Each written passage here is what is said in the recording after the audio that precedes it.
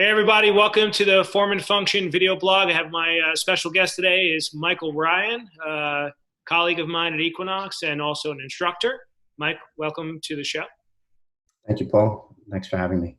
Oh, you're welcome. And so today we're going to discuss how fitness is affecting us in regards to, how we're going to reintroduce fitness into our lives when this pandemic is over. Try to get back to normal or normalcy.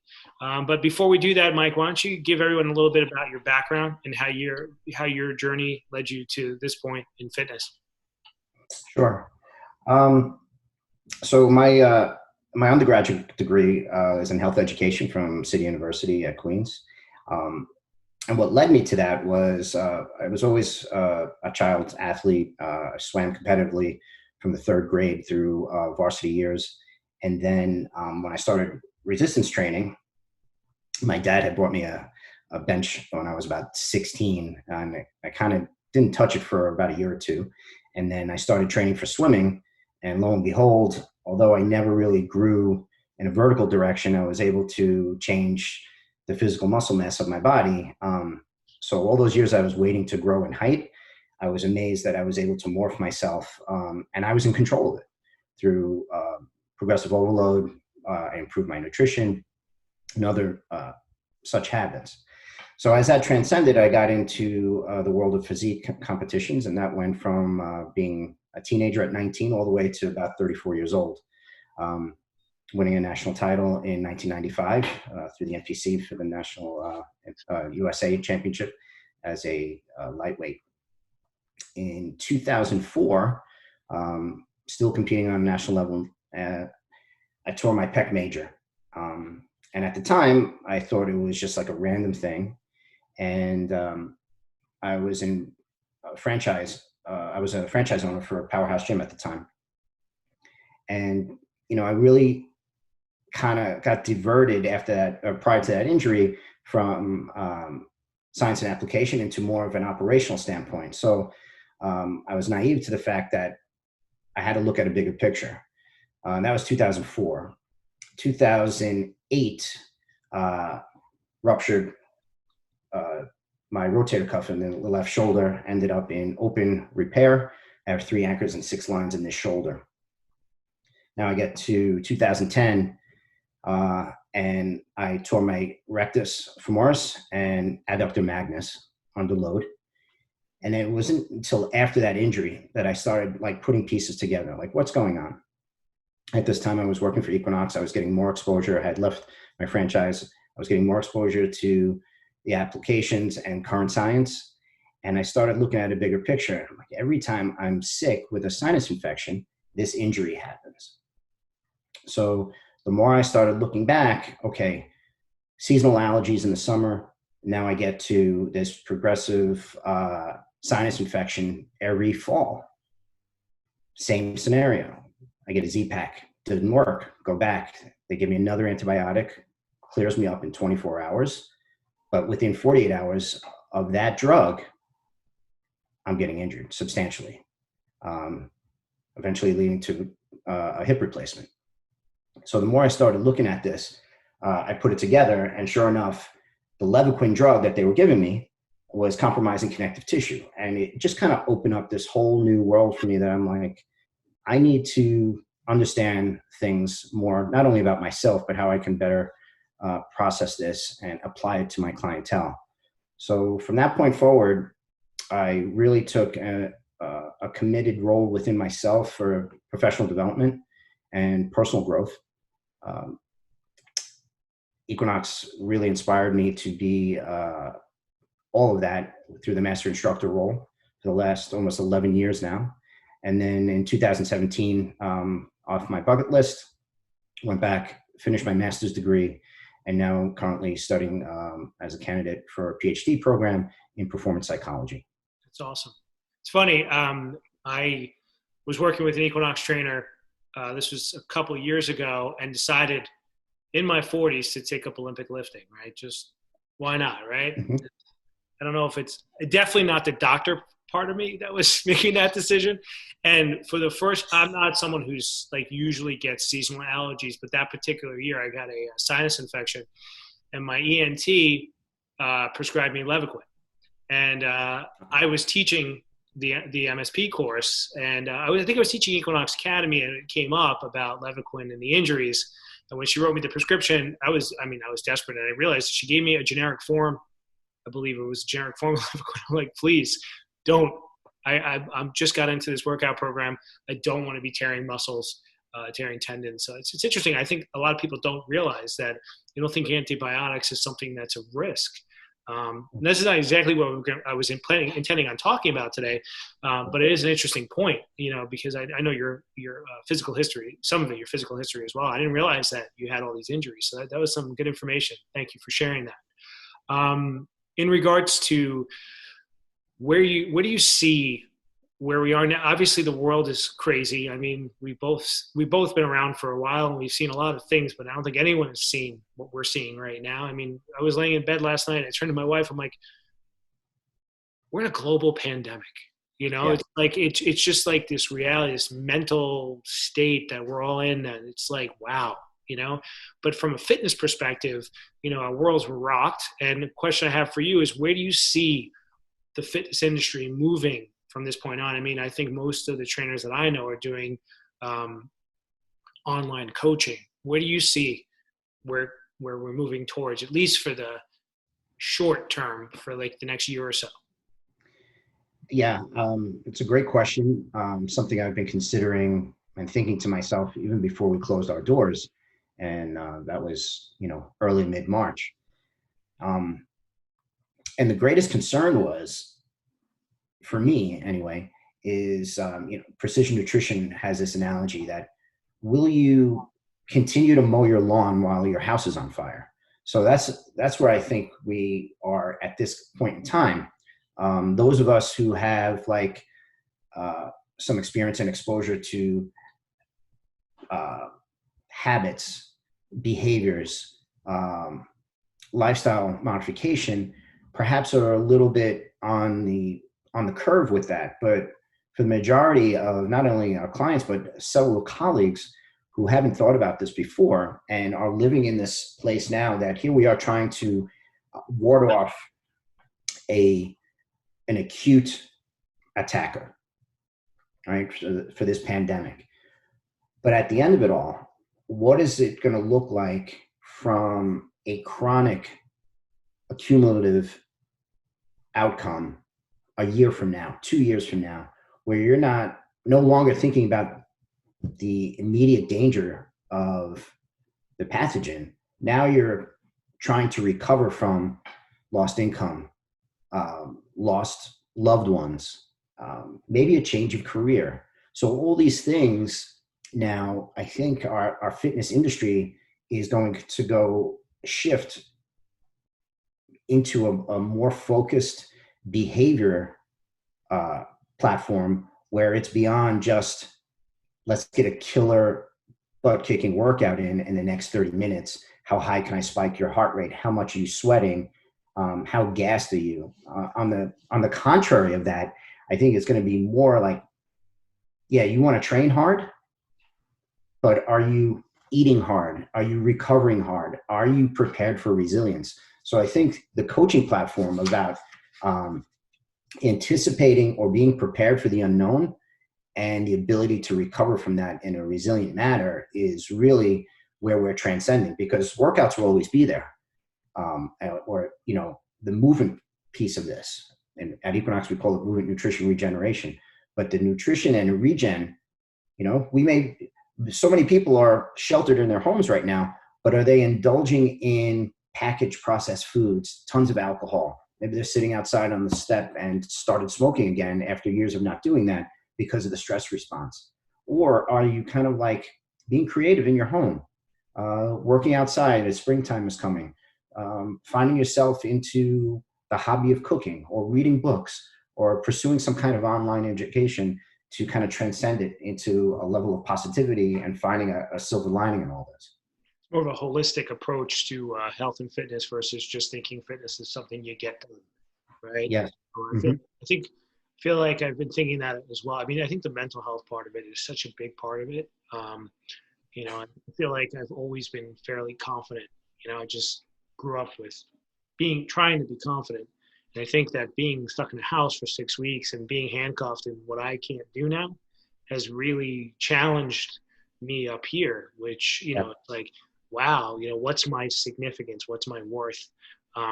Where am I going? Like I've always knew. I found during the pandemic my sixth grade autograph book, and it said, "What do you want to be? What do you want to be when you grow up?" And it said doctor, right? And now I'm like, and I knew that. I knew I always wanted to help people, but like, now I'm thinking about how to deliver that. It's a totally different world we're about to enter into, and I completely agree with you. Um, It really comes down to, Paul, like you as a young child had that goal, right? And it was fueled by your biopsychosocial makeup of your household, your parents, the support system, social networks, your future spouse, all those things that contributed to it. So likewise, coaching clients through this period of time and a trajectory forward, it really comes down to that self-determination theory where we're looking at, can we get somebody to find a level of competence in what we're asking them to do in behavior modification, in training, in nutrition, in their own recovery? And then from there, are we making it relatable to their personal lifestyle? Is it something, how can I speak a language? We're all speaking English or whatever the proper language is, but are we speaking in a dialect to this client in a virtual experience that they can understand and apply to their own lifestyle? And then finally, are we doing it in a way where the client feels confident enough that it now becomes autonomous? Not that they don't need us or want to work with us anymore, but we've established this safe environment where I believe I can do those things. I believe from the age of 6, I'm going to be a doctor. Like, so those things that come to fruition is where the coach, trainer, however you want to refer to the fitness professional, is going to be in that supportive role. And in a virtual experience, it comes down to cueing. right. What is your talent to cue? Because you're not there to tactile movement. Can I touch you here? I want you to feel it here. To quote Nick Winkelman, you got to use the 3Ds: distance, direction, and description. Tell the story that client will understand so that you can see the integration of a squat improve, a deadlift improve, a Turkish get up going from the ground up. How are you using the modifiers of the environment to enhance the capacity and the expression of that movement? It's great advice. And also, like, so you're saying from a virtual training perspective, or also in person, I guess in person as well, there's going to be those aspects as well. Absolutely. But also, once you get these people back into your presence, like they're going to be working with you, what's going to be your approach? It's like say for, you're one of the most respected trainers I know, and you've been doing this for a very long time, right? So you have people that you've been training for probably over 10 years, and you're used to them, right? And then now they've been sitting in their house maybe for 6 weeks, maybe for eight weeks. What's going to be your approach with them? Because there's going to be some concerns about deconditioning and possible, the mental game and all that stuff. I mean, are you going to take a different approach to restart them, or you're just going to start where they were? Or, I mean, what's going to be your process to sort of like reintroduce them into Yeah. quote unquote normal? Respectfully, I think that was something that when I say we, like as an industry of professionals, had to think about as soon as doors closed. Because if we haven't maintained this lifeline of many clientele during this period of time, and when I say that, it's not about, if you're going to train with me, great. If not, I'll see you when we get back. It has to be more highly encouraged that it's simple check-ins from a humanitarian point of view, that I'm here, I'm the concierge of your health and wellness. Continue to lean on me. You've been leaning on me for 10 years. Just because I can't see you, or you're not in a mindset to go through the virtual program, at least not yet. When we get back in the club, it's going to be different, especially when the doors open. several members have told me, I'm not going to be the first one coming back, Mike. So this virtual experience is going to work for now and going forward. But also when we're back in there, we have to understand that people are going to be somewhat concerned, if not highly concerned, about being in the presence of others in a confined space. It's not like I think the opportunity would be that we can go outside with clients in the park, and if they sign a waiver or something like that. But in clubs that are smaller, and the common area on the strength floor is not very abundant. If you have a dozen sessions going on at one time, how are we going to adapt to that? Will there be protocol from management to hold those things at a standard to graduate back into? But it really comes down to the coach and the proficiency to put out the fire, so to speak, in that moment and give a calming effect that things are going to be okay. We went through a stressful situation, but there's two types of stress. You have distress, chronic distress, and then we have the eustress, which is a good thing. So we're back, but how can we prepare you? Let's get established.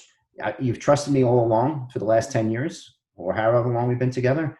Trust me in this virtual process, just so that we have this maintenance, this rapport, and you're not just starting from scratch or maybe even below scratch because of the fight or flight and the level of concern that you've had. Those are some great points, and I think that's great advice to give to any trainer, right? That's going to start reestablishing their business. You're going to have a lot of people that are young, like 20-something-year-old trainers, even older trainers that don't have this kind of experience or wherewithal to maneuver through this. What would you give them a piece of advice as somebody with your experience and obviously your knowledge is beyond health and fitness. I mean, you're now, exploring, mental health as well. What would be your best piece of advice for a young trainer starting out, or a younger trainer who is not as established as you, to get back into practicing as a trainer again? Like, if you had one piece of advice to give them? Consider the whole person. So you have to consider, I would highly suggest using some method of a reassessment upon reentry, or if it's a new client, just an assessment upon entry. We need to understand through a questionnaire. We need to understand through a movement screen, such as the FMS. And we need to understand from a social perspective where they're coming from. There's an interesting article, goes back to 1991, by Cohen et al. And they did an experiment where they took approximately 390 people in the test group and gave them a solution. They actually gave them the common cold virus, which Corona is. And I even mentioned Corona in the study. And they put them into a quarantine. And then they gave about 25 others a saline. And in both cases, where they were, the groups were exposed to this pathogen or this common cold, this virus, those who had higher stress indexes coming into it based on their questionnaire were less likely to ward off the simple common cold, and it led into significant infections, much of which we're seeing today. Those who have a positive outlook on life, who see the upside of stress and see stress as, this is okay. You fall, you scrape your knee, you put a Band-Aid on it, the skin heals. Maybe it's a little calloused, but it's going to be have more integrity in that area than it would somewhere else. So understanding that the biopsychosocial model is where we're going, and what I always recommend in my risk stratification class: what's going on biologically, what's going on psychologically, what's going on socially, because that's going to affect what's in the middle. And if we're going to take an arrow and shoot right in the center and hit that bullseye, make sure we're hitting it for that specific client. What's the big rock from 1, 2, and 3? Cross them in the middle and make sure we're hitting that target. That's great advice. Also, just to continue on that point, we've had a lot of time to read and to take classes online, learn some new things. what's the best class, or what's the most interesting class you think that a trainer right now could, just sitting at home, if we have more time, that you've recently taken that you would advise would be a great ability for them to open up their mind a little bit and learn something new? So this is something I'm going through right now, and I find it to be both adaptable for the elementary learner to this process, or even the advanced learner to pull back different layers. It's offered by Yale. It's on Coursera, and it's called The Science of Wellbeing, of Happiness and Wellbeing.